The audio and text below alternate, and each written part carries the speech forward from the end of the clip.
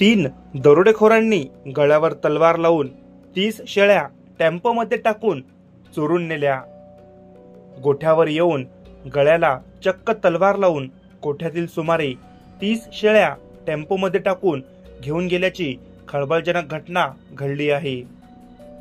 सविस्तर बातमी अशी की महागाव तालुक्यातील गुंज येथील हिवरदरी रस्त्यावरील गोठ्यातून दिनांक 1 मे 2024 च्या रात्री सुमारे 1 ते 1:30 वाजताच्या सुमारास दरोडेखोरांनी किसन पवार राहणार गुंज यांच्या शेळ्या आणि गुरेढोरे बांधलेल्या गोठ्यावर येऊन शेतकऱ्याचे हातपाय बांधून व गळ्यावर तलवार ठेवून शेतकरी संतोष पवार यांना किरकोळ मारहाण करण्यात आली।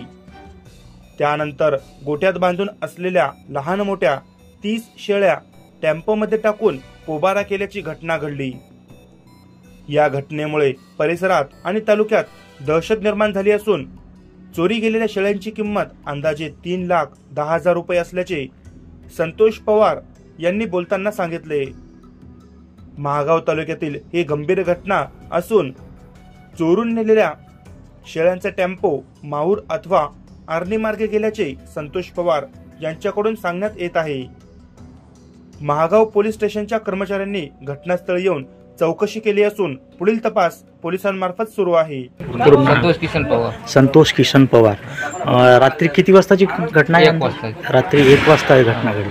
किती जण होते अंदाजे? 3 जण होते माझ्याजवळ।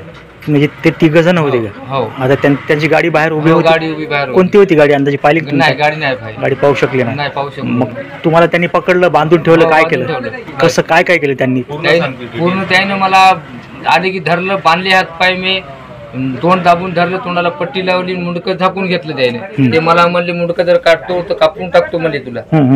बस मग त्याच्यानंतर तुम्हाला काय पाहिजे, काय करायचं, मी काय केलं म्हणलं तुमचं तर बकऱ्याने आलो म्हणून घेऊन जावं म्हणलं। मग काय न्यायचं ते तुम्हाला, मला जीव मला काना कापता म्हणलं। मी काय केलं म्हणजे इकडे बाळात म्हणलं, मी होणार करू नका म्हणलं।